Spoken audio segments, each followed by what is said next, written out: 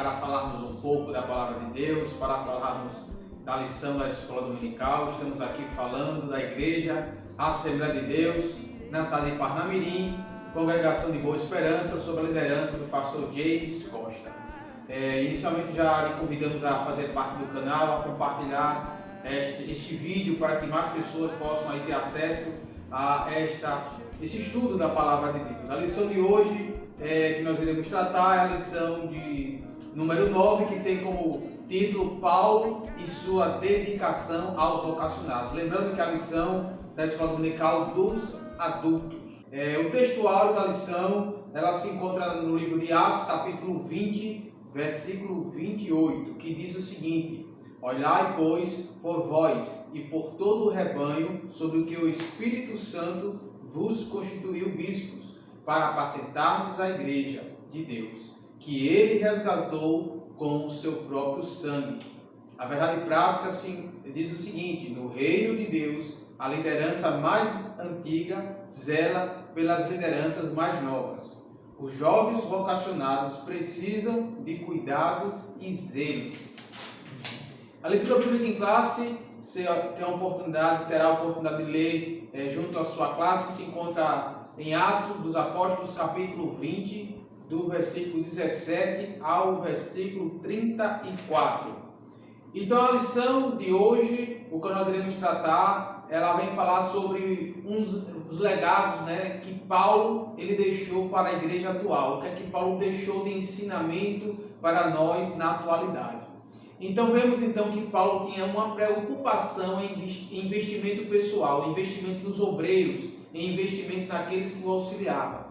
Então Paulo tinha essa consciência de que a obra de Deus ela ia continuar. Embora Paulo também tinha consciência que o momento dele iria se acabar, que em um determinado momento o seu ministério ia ter fim, porém ele sabia que acima do ministério dele havia a obra de Deus. Então ele tinha essa preocupação para que a obra não viesse sofrer, para que a obra não pudesse parar. Então ele tinha essa preocupação de preparar novos obreiros, de orientar, de guiar, para que assim a obra de Deus ele não viesse parar. Sabendo então que a obra de Deus ela é eterna até a volta de Jesus. Então Paulo tinha essa consciência. Então a introdução vai justamente falar sobre isso, em que vamos estudar na lição de hoje o grande legado do apóstolo Paulo para os obreiros da atualidade. O que é que Paulo nos ensina nessa lição? O que é que nós podemos tirar de proveito e de lição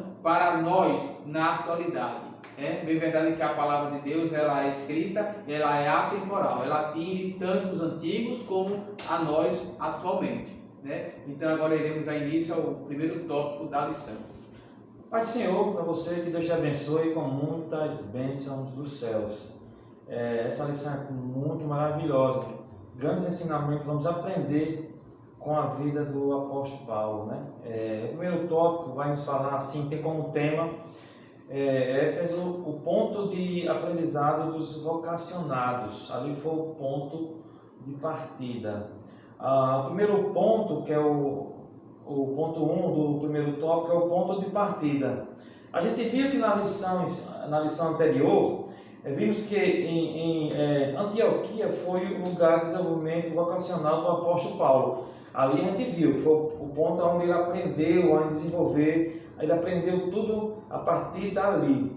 Já em Éfeso, ali é diferente, certo? Aqui o apóstolo permaneceu, a lição nos fala muito bem sobre por mais tempo, e por isso dali surgiu um local estratégico para formar novos discípulos. Quer dizer, foi lá em Éfeso que surgiu a oportunidade de formar ali um ponto de partida, um ponto estratégico para desenvolvimento de apóstolos. Para que eles venham aprender a como lidar com a igreja local, certo? Eles vão aprender com Paulo ali, os apóstolos, sobre como conduzir a igreja, entendeu? Quer dizer, foi um local que eles aprendem a pastorear, sendo ensinado por Paulo. Assim, preparar seus colaboradores vocacionados para atuar na igreja da Ásia era uma tarefa importante pois o ministério de Paulo já estava mais independente dos apóstolos de Jerusalém. Era uma tarefa importante. A gente vê que Paulo se dedicou inteiramente à obra do Senhor e aprendemos muito sobre isso. Cada ponto que Paulo trabalhou, cada ponto específico que estava ligado à palavra do Senhor, estava ligado ao ministério de Deus, Paulo se dedicou inteiramente. É isso que a gente aprende, irmão Reis, com Paulo. Como ele tratava, ele se dedicou à obra do Senhor. A lição diz assim: logo, sem uma boa preparação dos novos líderes, a obra de Deus não pode ser feita com eficácia. Quer dizer, tem que haver um preparo, tem que haver um cuidado.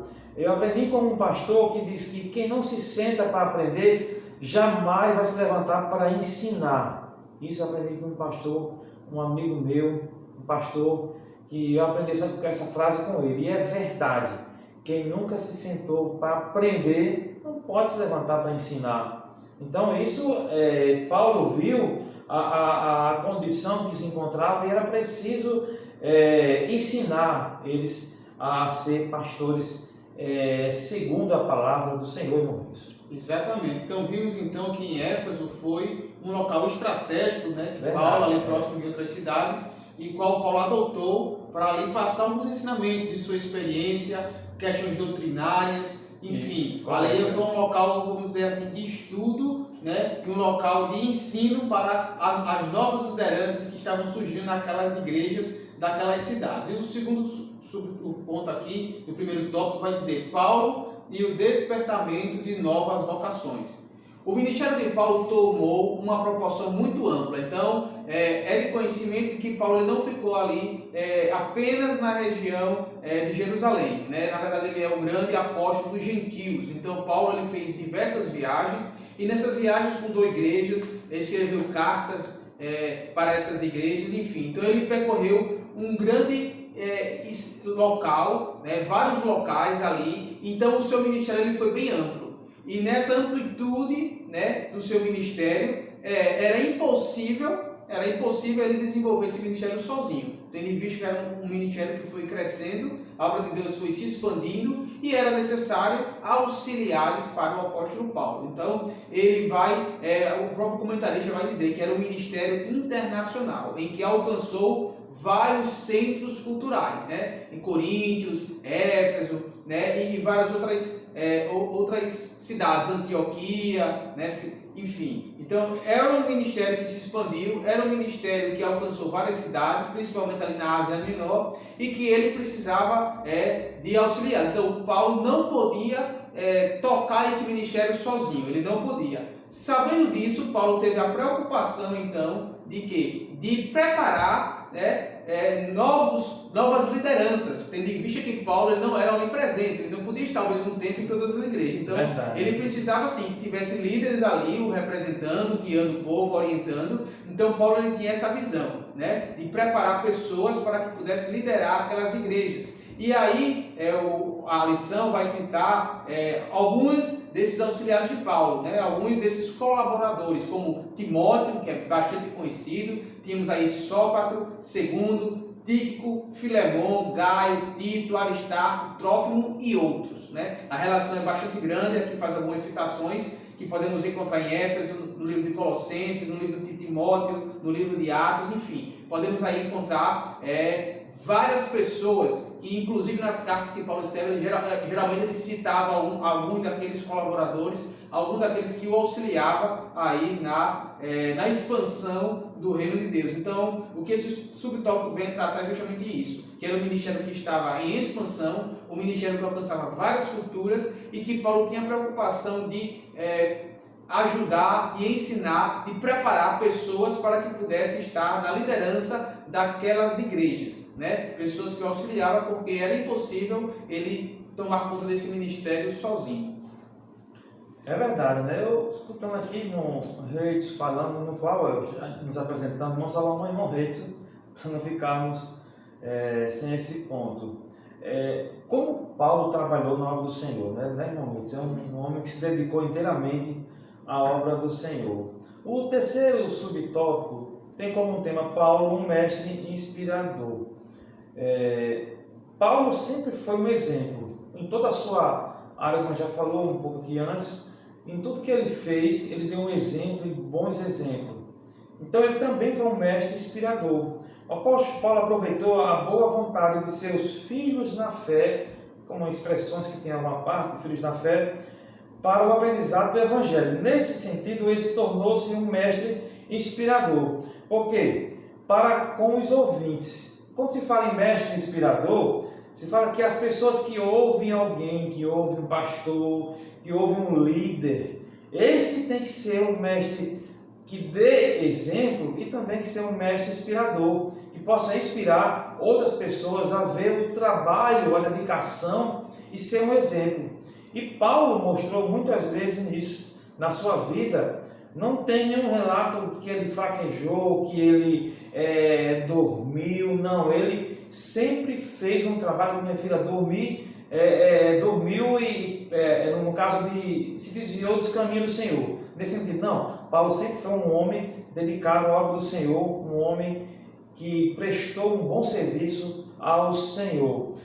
Diz aqui na lição, pois o apóstolo recebera a revelação do próprio Senhor. Então eu quero taxar isso como a base principal de quando a gente recebe do Senhor. Paulo em Gálatas capítulo 1, versículo 12, ele diz assim, porque não recebi e nem aprendi de homem algum, mas pela revelação de Jesus Cristo. Quer dizer, ele recebeu do próprio Senhor, revelação, mostrou. Isso é de suma importância quando a gente se dedica a um trabalho no Senhor, que tem Deus como guia, que se for sendo da vontade do Senhor. Então, Paulo recebeu do próprio Senhor. Assim, Paulo reuniu vocacionados para dar instruções de como pastorear a igreja local. Olha, a escolha de pastor é fundamental. Não pode ser por condição financeira, não pode ser por amizade, não. Quando um líder maior da igreja escolhe um pastor para pastorear algumas igrejas, tem que ser exclusivamente da vontade do Senhor, unicamente da vontade do Senhor. É Ele que escolhe, certo? Quando é da vontade do homem, tem a tendência a fraquejar, tem a tendência a morrer pelo caminho. Mas quando é da vontade do Senhor, é muito diferente.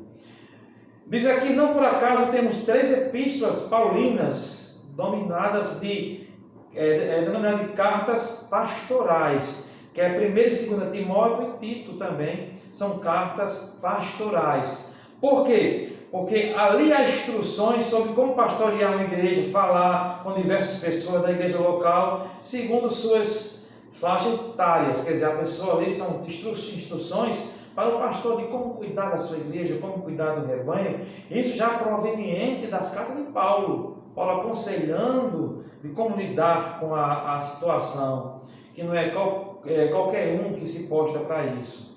Então, a constituição e a preparação de novos líderes era um cuidado constante do apóstolo, quer dizer, ele tinha esse cuidado constante mesmo. E esse deve ser o nosso cuidado também, pois a estabilidade ministerial da igreja local depende disso. Como eu falei, quando há uma escolha que não é da vontade do Senhor, a igreja não é igreja estabilizada, ela perde a sua estabilidade e tem a tendência a morrer pelo caminho. Vocês olham hoje, no dia de hoje, há muitas igrejas que a aberta a igreja tem o seu pastor, mas colocado de todo jeito.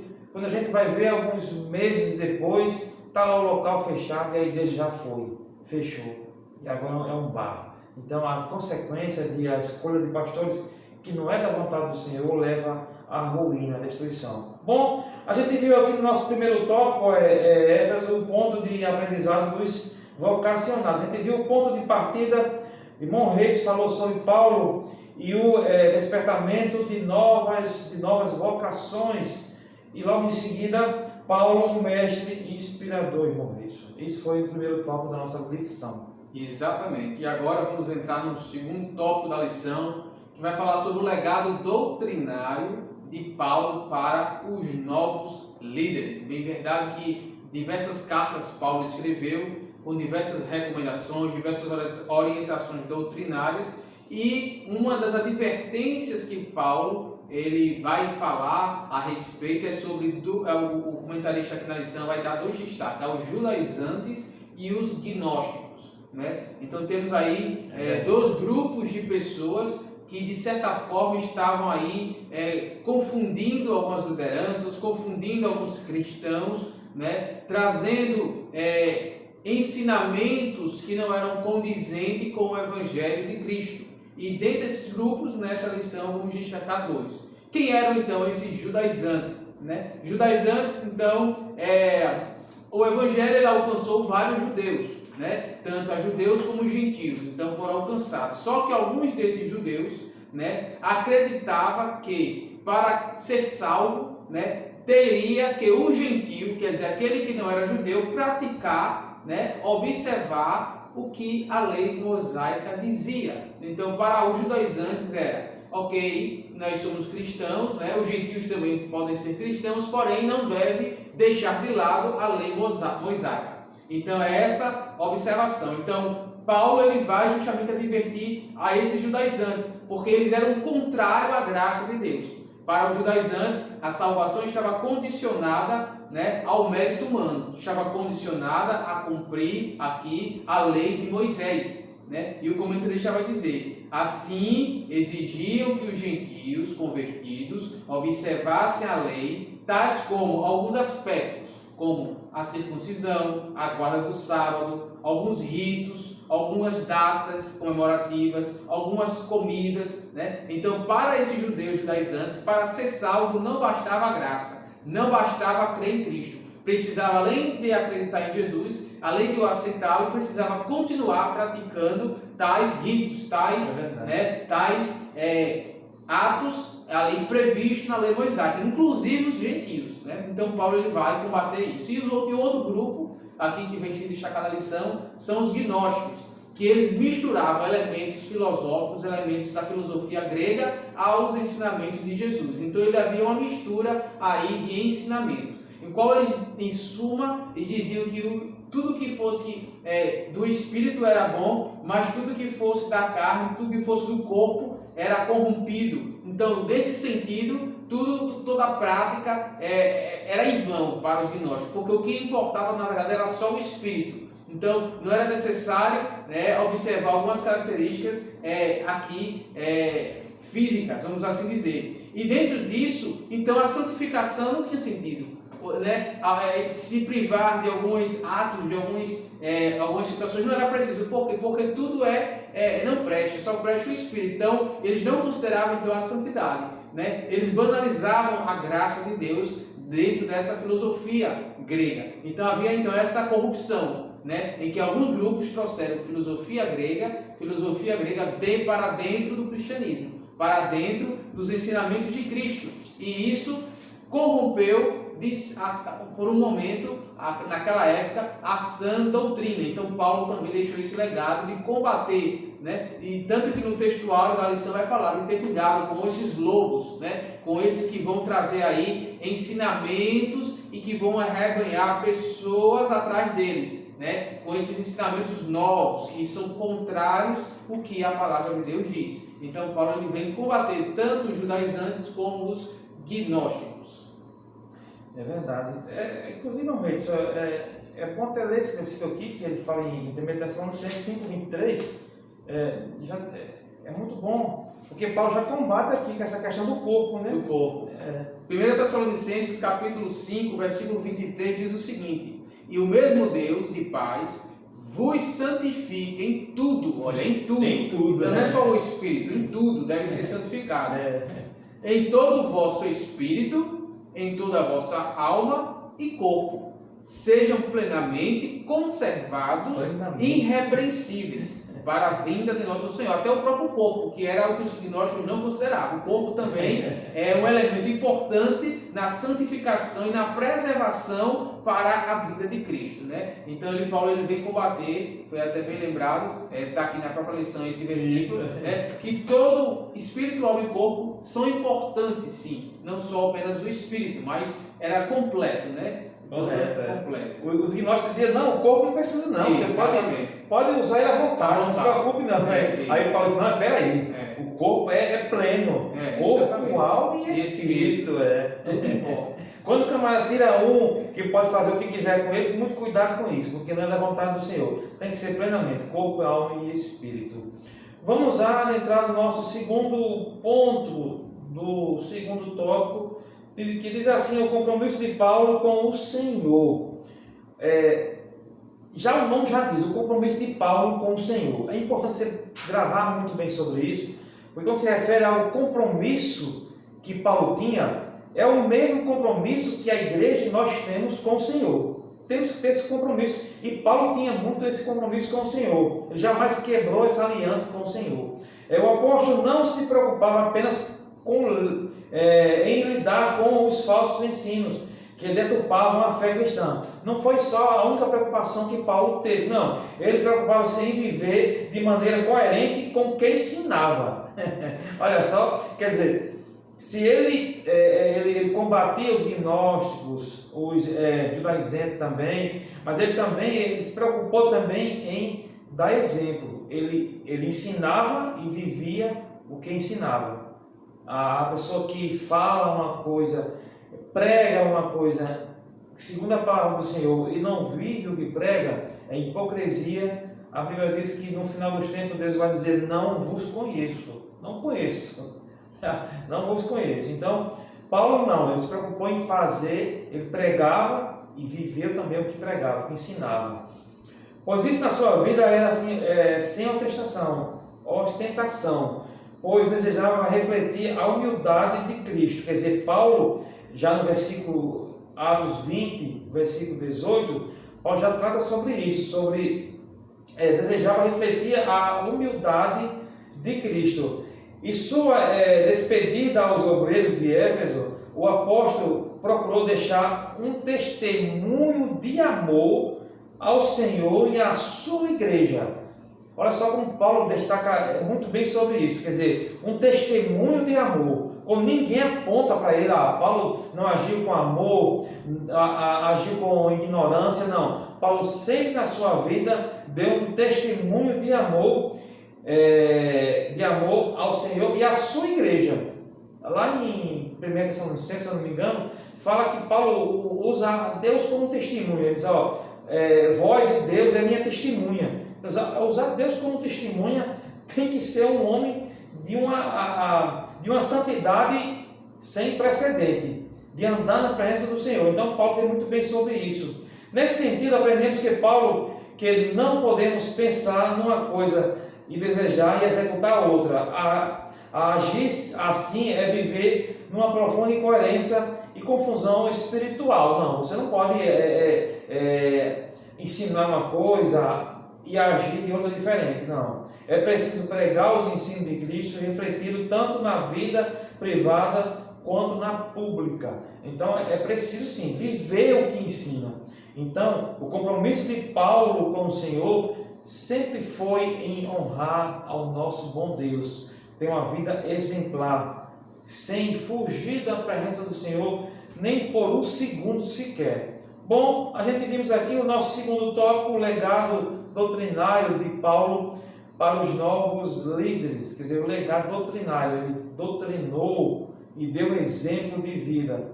Vimos que o nosso irmão Reiros, que aqui ele combateu dois grupos que trazia muita erva daninha no meio da igreja do Senhor, que eram os judaizantes e os gnósticos. Ele combateu muito bem sobre isso, irmão Reis falou. E vimos o segundo ponto, o compromisso de Paulo com o Senhor, irmão Reis.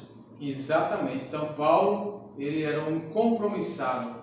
E dentro disso, o terceiro tópico vai falar sobre Paulo apela aos líderes. Então aqui esse tópico vai falar de alguns cuidados que Paulo tinha. E o primeiro ponto vai falar sobre o desprendimento do obreiro para realizar a obra de Deus. Primeiramente, é uma das características que a liderança dos obreiros, aqueles que sentem-se a vocação, são vocacionados por Deus para realizar a sua obra, que se desprender de algumas questões. E dentre elas, aqui o comentarista vai falar que o apóstolo Paulo fala sobre o desapego material. E aqui eu quero deixar claro que não é que, logicamente, que todos querem sim uma vida boa, confortável, uma vida digna. Não é isso que eu estou falando. Eu estou falando que há pessoas, há líderes que apenas estão focados nessas coisas, querem apenas vantagens materiais, querem apenas status, querem apenas reconhecimento humano. Não, é isso que Paulo vem combater. Então, quando ele fala de desprendimento material, é que sim,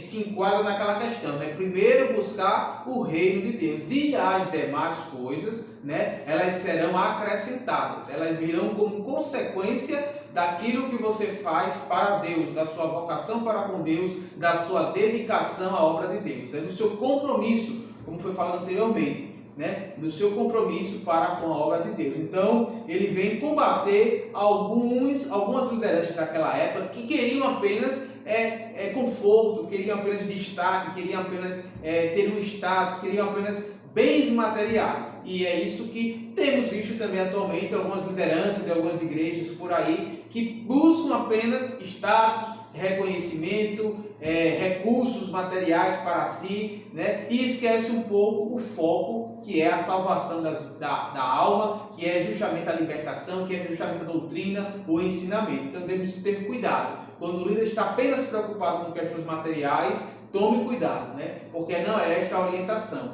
Então, o desapego material é uma das coisas que Paulo tem ensinado aos líderes, aqueles novos líderes ali que estavam auxiliando na obra. E o comentarista vai dizer: sua vida mostra que o desprendimento das coisas materiais e a plena dependência de Deus. Aqui é Paulo, né? Desprendimento das coisas materiais e a plena dependência são características inegociáveis na vida do obreiro cristão. Não podemos nos perder ministerialmente por causa da avareza e da ganância, né? E principalmente atualmente com o mundo da internet, com o mundo em que tudo é fotografado, tudo é filmado, tudo é registrado, alguns buscam justamente esse reconhecimento, né? Buscam apenas isso e se perdem ministerialmente aí no caminho, mas devem ter esse cuidado. E ser pesado nas igrejas. O que quer dizer isso? Que Paulo ele tinha um trabalho, que era armadura de tendas. Paulo ele fazia crone, né? Ele pregava, ele visitava e também tinha um ofício para que a igreja ali ele não fosse pesado para a igreja, né? Então ele fazia também a sua parte. Então e aqui é um exemplo de liderança, né? Um exemplo que Paulo deixa, né? Então tudo aquilo que foge a esse padrão, né, deve ser observado com mais calma, com mais cuidado, porque aqui nós temos um legado, né? Aquilo que ele deixou de ensinamento, né? Então nesse primeiro tópico vai falar sobre justamente isso, né? O desprendimento material. Amém. Espero que a gente esteja contribuindo, né, para o seu crescimento espiritual. O segundo ponto, já do terceiro tópico, fala tem como tema sobre o cuidado pessoal do obreiro. Nesse segundo ponto, Paulo vai falar sobre o obreiro tem que se cuidar, certo? Em Atos capítulo 20, versículo 28, a parte A do versículo, Paulo vai falar: olhai, pois, por vós mesmo. Ele usa esse termo, olhai, pois, por vós mesmo. Então, Paulo começa a aconselhar sobre o pastor, sobre o obreiro que trabalha na casa do Senhor. Ele tem que se cuidar também, porque ele diz aqui, assim ele aconselha. Ele diz aqui, assim aconselhou ao obreiro que olhasse para si mesmo. E às vezes na caminhada ministerial, tentamos passar a ideia de super-homem, que não é verdade. O homem nós temos cuidado de nós mesmos, do corpo, certo? Não só do corpo, mas da alma também, do espírito também. Deve ser cuidado. Por quê? Vocês podemos ver aí em alguns casos de pastores e obreiros que subitamente teve uma parada cardíaca e morreu, certo?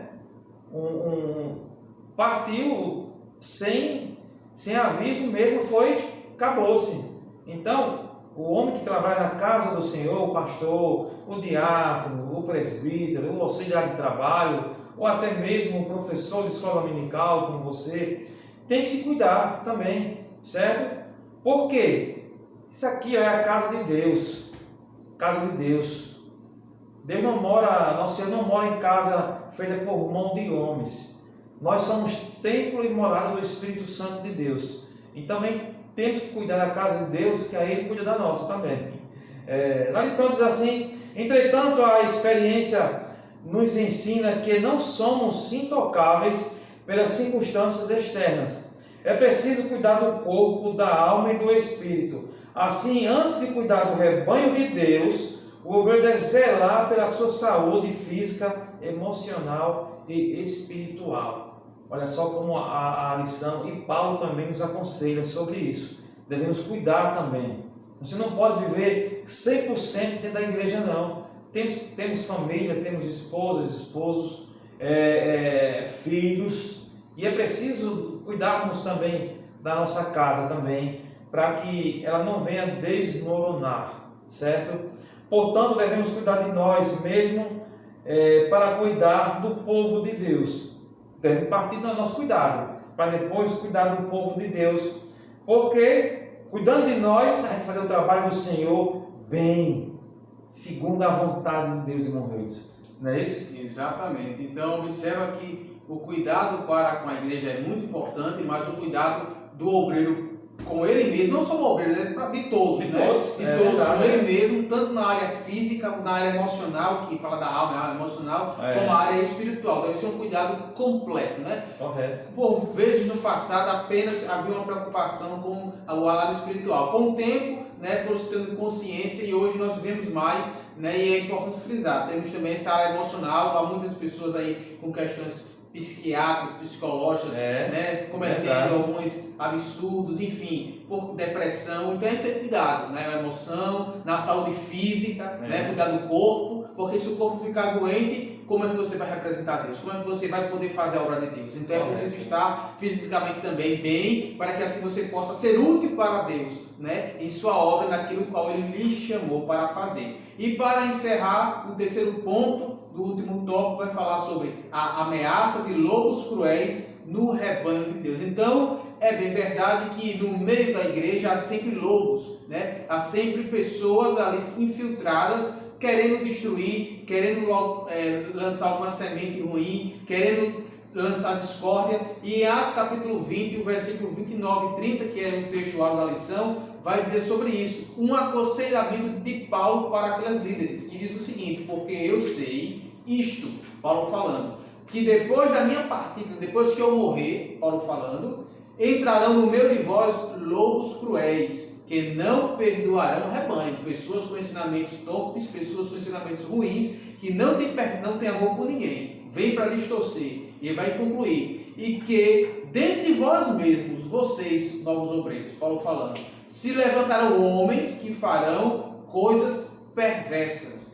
para atraírem os discípulos após si. Então Paulo dá esse último conselho: olha, depois que eu partir, eu sei que vão surgir vários líderes aí, várias pessoas que vão distorcer o evangelho, que são como lobos, estão ali perto das ovelhas para ser devorados. E aí ele diz, e dentro de vocês, que são liderança, também vão surgir líderes, né, que vão atrair discípulos após si.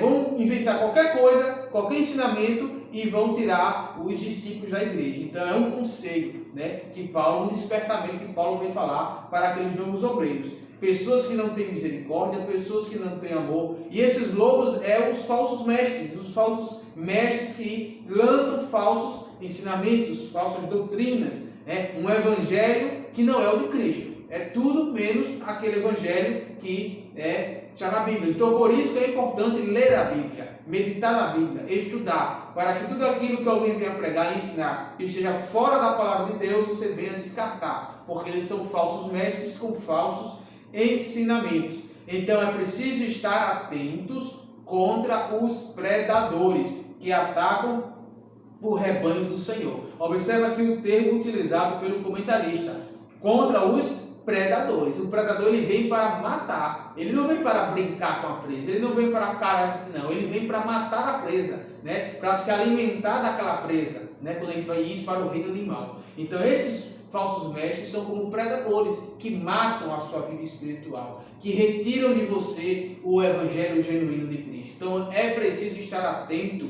tanto com líderes que são lobos, como pessoas no meio da igreja que são lobos, que estão ali disseminando ensinamentos contrários a palavra de Deus. Então o terceiro tópico falou justamente sobre isso, sobre o desprendimento material, que é uma característica que o obreiro deve ter, aqueles que estão à frente de obra, assim como todo crente, né? Não devemos basear nossa vida apenas neste mundo, neste momento que vivemos. É bem verdade que temos que ter conforto, temos que buscar o melhor para nossas vidas, mas que não é o principal. O foco é o céu, o foco é a salvação, né? Outro ponto que foi abordado foi sobre o cuidado pessoal do obreiro, que ele deve se preocupar no seu âmbito físico, a sua saúde física, a sua saúde emocional, que é quando ele vai falar da alma, das emoções, eles devem estar equilibrados emocionalmente, e assim também, né, como a vida espiritual. Tudo deve ser contemplado aí, não focar em um desses elementos, mas focar nos três, né? Crescimento espiritual, cuidado espiritual, crescimento e cuidado físico, e crescimento e cuidado também nas suas emoções. Então devemos cuidar de nós mesmos e, por último, a ameaça de lobos cruéis, né? De pessoas que tenham aí a intenção, que aparentemente são boas intencionadas, mas que na verdade são lobos, são pessoas com falsos ensinamentos que distorcem a palavra. Mas para combater esses lobos cruéis, é só quem conhece a palavra para poder assim ir de encontro e mostrar a verdade. Então esta foi aí a nossa lição para o dia de hoje. Então a vida do apóstolo Paulo vai deixar então um legado, que é justamente uma herança, legado é uma herança, ensinamentos, tanto para aqueles que viveram na época dele, o Paulo escreveu as cartas, como para nós, a igreja atual. Então temos muito o que aprender com o apóstolo dos gentios, né? O apóstolo Paulo. Temos muito o que aprender com a sua vida e seu exemplo. Amém. Maravilha, né? A lição tem grandes ensinamentos para nós. A conclusão, como o irmão Rei já começou falando sobre o legado que Paulo deixou, né? Paulo deixou um grande legado, sim. A sua maneira de despertar novas vocações, sua herança doutrinária, aprendemos sobre isso hoje, certo? E o seu apelo aos obreiros para cuidar do rebanho de Deus, tanto cuidar de si, como cuidar do rebanho de Deus. E ele deixa também outro exemplo aqui muito importante, outro aviso: é tempo de desenvolver novas vocações. Você, meu pastor, que vai ver esse vídeo, certo? Então você olha, o pastor tem que olhar para o rebanho ao todo e ver ali, identificar pessoas que são vocacionadas por Deus, que possam desenvolver um trabalho na igreja, porque é preciso, e o pastor tem que estar atento a isso, olhar o rebanho e ver aqueles que Deus vocacionou, deu talentos para trabalhar na obra do Senhor. Isso é uma visão, foi a visão de Paulo, e é a visão que os pastores têm que ter sim nos dias, principalmente nos dias de hoje. Eu agradeço a Deus pela sua audiência, né? Que fique conosco, já que espero na lição de número 10, Paulo e o seu amor pela igreja, não é isso? Espero na próxima lição. Espero que Deus tenha tocado no seu coração. Eu espero também que você tenha aprendido hoje muito sobre essa lição e a palavra de Deus possa ficar no teu coração. Que Deus te abençoe com muitas bênçãos dos céus. Amém. Amém. Desaprendi a encarar a solidão.